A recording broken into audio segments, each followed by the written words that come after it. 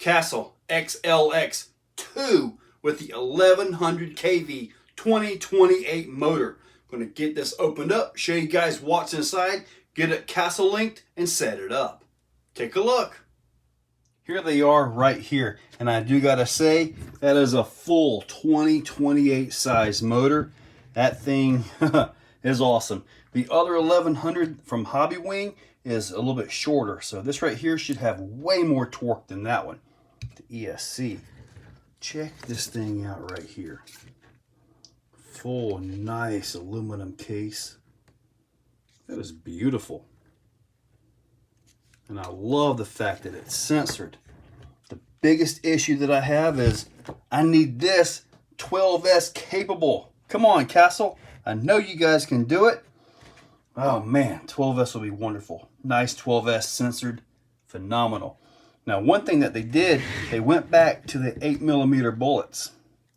Back when they first came out with the 750, 780, 800, they all had the large 8mm bullets. And then they came out with the Monster X, and they went to like the 6.5s. And now look at this right here.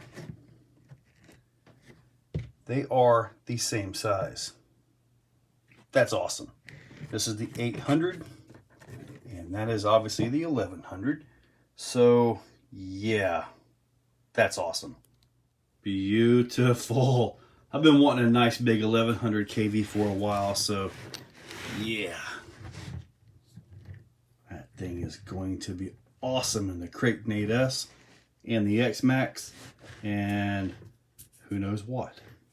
Now the Monster X 8S, this was really geared to kind of go after the Max 6 by Hobby Wing. About the same size. Now this has proven to be a really strong, cool running ESC. I mean, really, it's proven to be, it's proven it's worth quite a bit. Now, the bigger one here, check this guy out. So, as far as size goes, the XL2 is every bit as big as the Max 5. Now, yeah, definitely full size on that. Now, the XL2 doesn't really fit the commonly printed mounts for X-Max. It's a little bit too wide, and I'll show you guys that in just a second. But yeah, absolutely. This thing right here is going to be awesome. Now the size difference between the XL2 versus the Monster X 8S is a lot. It's a lot. So now what's awesome about the XL2, it actually has the same cryo drive as what the 8S Monster right here has. So this has really been a cool running ESC. I do have the Power Hobbies fan because, well, I was kind of stressing it a little bit on some of the stuff I was doing and a little added insurance. This fan, not really sure the diameter, but I know this is a 40mm, so that could be, I don't know, 50mm? Not sure, but it's a pretty good size. I don't expect any heat issues with this thing at all. The width is quite a bit difference between this and the Max 5. The Max 5 barely fits this, but it does. So if you got one of these printed mounts, you may need to make some mods to fit this thing in your X-Max. You get the quick start guide, and we can go over, look at, you know, some of the specs from the BEC. It's got a 20 amp BEC. This right here is important. Warning, you must disconnect the aux wire from your radio before connecting to Castle Link. Failure to do so may result in damage to your Castle Link and or computer. That's important. So hopefully nobody tears up a computer while they're setting this up. Now also, I want you guys to see, you must connect the aux wire to an open channel on your receiver even if you are not using the auxiliary function. So this is the wire that controls the ESC. Your drive goes into channel 2. This is your auxiliary wire. If you're not using it, just simply plug it in anywhere.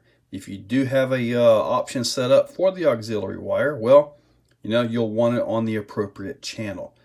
But when you go to Castle Link it, make sure you take both of them loose. These audible alerts are very useful.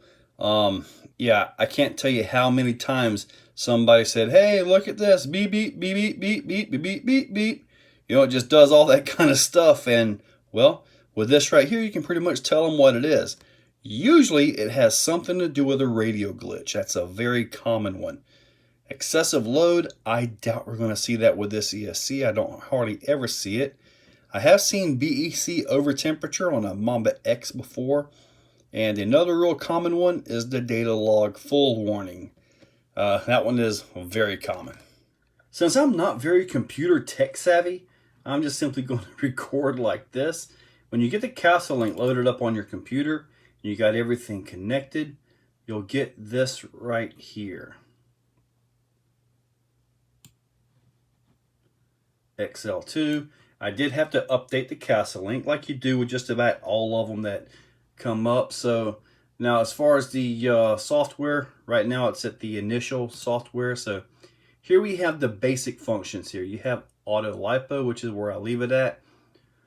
On the auto lipo voltage cells, I was told by some battery guys years ago, when you got, 6 and 8 cells especially, you need to turn this up. And the reason is, if you have one cell that's dropping a little too low, you're more likely to actually pick that cell up and hit your cutoff before you actually damage the battery. So that's why it's important to balance charge and make sure you take care of your batteries. If you don't take care of your batteries, well, they could not take care of you. Reverse type. This thing actually has crawlers. Yeah, if I had a crawler big enough to run one of these, I would. Disable idle beeps. Yes. Those can be a little bit annoying. Disable error beeps. No. Because if you have an issue, it will be nice to know what it is. Disable data log full. That's annoying. Yes, disabled. Break amount. I usually set mine up at about 75%. That's usually right. We're not going to be messing with any of that stuff. Just simply click update. I usually update it every time I finish with a deal here, as far as a page. Now right here is your reverse percentage. I like to set that up at about 75%. Punch control. Now this is one of those things that you can mess with, and it can actually help save your batteries. Usually at 10%, you never really notice it. Now if you get upwards of 30, 40, 50, you start to notice it. But this is usually, in my experience with the Castle, only on takeoff. If you are driving around and all that, then well, it generally doesn't really work too well. But now right here, motor test. If you do this, you can use torque control and really set things up really nice. I can't even get into that because, well, it doesn't really, I haven't done the motor test. If you guys want to see me do the motor test and set this up, I'll make a separate video for you on that. But that right there is usually a good place to set this up. And we're going to go now to advanced arming time, 1.5 seconds. I like 1 second. Auxiliary wire, max power, that's pretty obvious. Maximum power. Reverse percentage, well, you can adjust that. Max brake, obviously adjustable.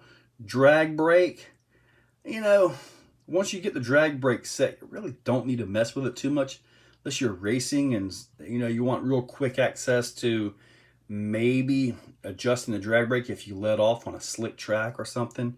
Reverse enable, disable, if you want to bash it and then go race it and you want to turn your reverse off, there you go. Torque control. Once you get the motor and all paired up and whatever that was, let's see here, that was the torque control and all that. Motor test required, yeah. Once you get all that stuff set up, it actually works really good, and it works throughout the entire range. Basically, from what I can tell, it's just an amp limiter. That's all there is to it. And then rock race crawler mode. Again, I don't have a crawler big enough for these things, so we're obviously not going to be messing with that. Live link, not worried about that. Throttle deadband.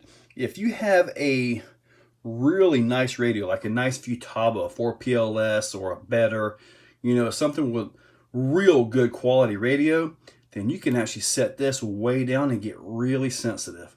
Usually I run mine about right here, so I knock it down 1.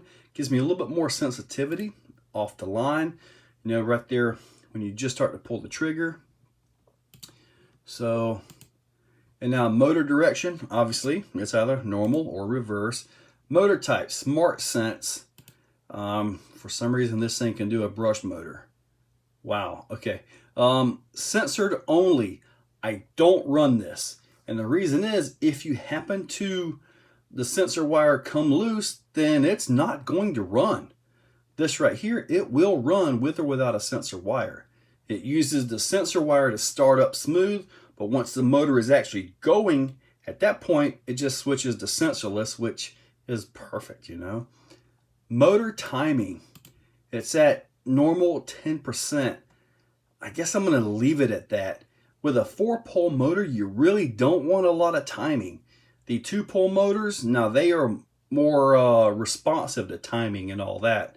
So they run, you know, way up high. But this one, I'm just simply going to leave it at the 10%. There's no need to really mess with it. Motor temperature cutoff, I'm not even going to mess with that. I'm just simply going to use the temperature gun and show you guys what it can do, where it's at. Logging, there are a lot of features here. We got battery voltage, battery ripple, battery current. I don't really want to see all this stuff. Motor RPM, auxiliary wire mode, don't need that. BC, not really. Motor temperature, I don't know that this thing actually has a temperature sensor in it, but I'm going to leave it on just for the heck of it. These right here are really good. Battery ripple, this can give you an indicator of how much it drops when you throttle up, how good your batteries are, you know, and all of that. So controller temperature, that one's important. Battery current, well, you want to see what they got, right? So anyway, and they always come, you know, pre-tested right there. So we're just going to set this up, and I'm also going to set it at 2 samples per second. Right there, we're going to finish this up right here. Okay, and pretty much that is it. For what this is, there's no need to mess with throttle curve. No need to mess with brake curve. You have expos on your radio, you can take care of that. And the software, like what I mentioned, V2.11, that is the initial production firmware for the XLX2. So pretty much that's it as far as setting up goes. It's nice and simple, really. So guys, hopefully I was able to help out. I know not everybody's had a chance to mess with the Castle Link, so hopefully going through that helped out. And it's about the same exact setup throughout any of the Castle ESCs, you know, the same options and all that, especially the X lineup. So I was able to show you guys the size comparison of this versus the Max 5 and this versus the Monster X 8S. The Monster 8X is about half the size of this. So this is a monster beast ESC, and I'm really looking forward to getting this into several vehicles. The Creighton 8S, I just put the M2C chassis, shortened it up. That thing should really be awesome with this and the 1100 right there. The X-Max, absolutely. And I'm not sure exactly what I'm going to do with the DBXLE 2.0. Now, it's going to get one of these. Not sure whether it's going to be a 800 or the 1100. Guess we'll see what the internet says. Anyway, guys, check that description for links for this ESC, that motor right there, and other affiliate links. You can use the affiliate links by simply putting stuff in your cart, using the link to get there, and then going right to the checkout. And it's as simple as that. Helps out. Gives a bit of a commission. So, guys, check that description. Use those links. Make sure you're subscribed. And thank you all for watching. If you guys like what you see, make sure you're subscribed. Hit that subscribe button and ring the bell. If you really like what you see, consider clicking on that join button down below. With that, you can actually become a channel member. Members get early viewing of many of the videos and, you know, a little bit more personalized. Guys, thank you all for watching.